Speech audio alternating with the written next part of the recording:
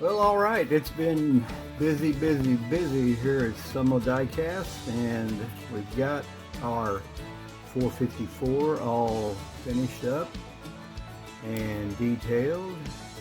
Haven't started the base yet. That's step 2. But as you can see, we've got the engine painted.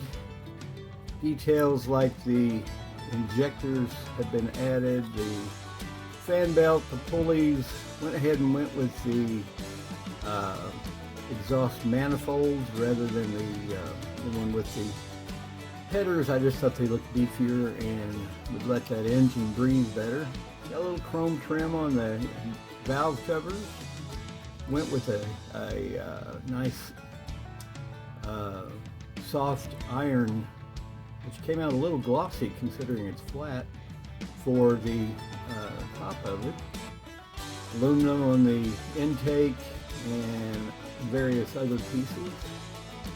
But that's the progress to date, and this is where we will start building our base.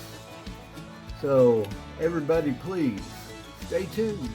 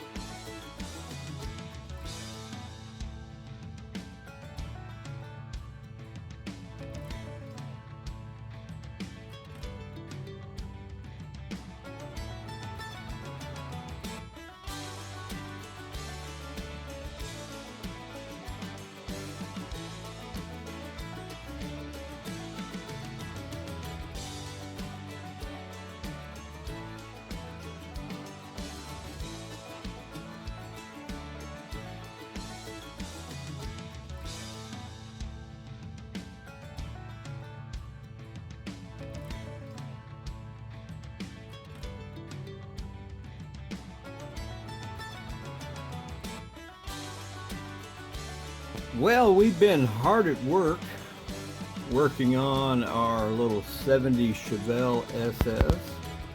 We got the engine done previously, and I went ahead and painted the base.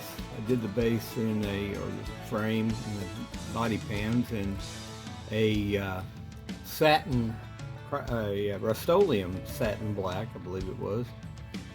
When painted the exhaust in bright aluminum, and the traction bars, did those in a red, as we did with the shocks as well. Excuse me. And painted up the radiator shroud, I guess. Did a little bit of detail on it, the battery and the caps on either side. A little bit of detail, not a lot, but this has been quite a fun little build. We did get the breathers in for that LS6. Decided to go with the classic rally wheels rather than going with the more modern wheels. This is more of a, if I were building this as a real car, this would be kind of more of a resto mod. It's going to look like a classic Chevelle, but it's going to have a more modern drivetrain. So now, unlike a lot of my friends that do a lot of model building, I do not possess the prowess, believe it or not, to drill and wire, excuse me, the engine on and the spark plugs for this little V8. That has always eluded me since I was a very young man, but anyway, it's all there. If you look down in there, you can see we've got the pulleys and the alternator, the top radiator hose. There was no bottom radiator hose, but so you wouldn't drive very far. But anyway, this is where we are at. This is the part 2 installment of this build, and our next step is going to be to get the interior painted up and cleaned up and ready to go. Get the firewall in. Got a nice set of buckets, and I remember vividly a 69 my brother had that had blue buckets very similar to these. But anyway, that's our next step. Get the interior all completed. I got all the parts, and then of course the final part will be when we go ahead and get the body and the interior. If I can hang on to it. It's hard to get in there. Get all of this mated up and installed. Doesn't go on really well, but you get the idea. There's a lot of sprues that have to be trimmed before that body's going to mate on that chassis properly. It hits the motor of the engine up front. So anyway, thank you for watching. Hope you like this video. I hope you'll continue to come back and check out this video as we get this build along. And I will see you in the next.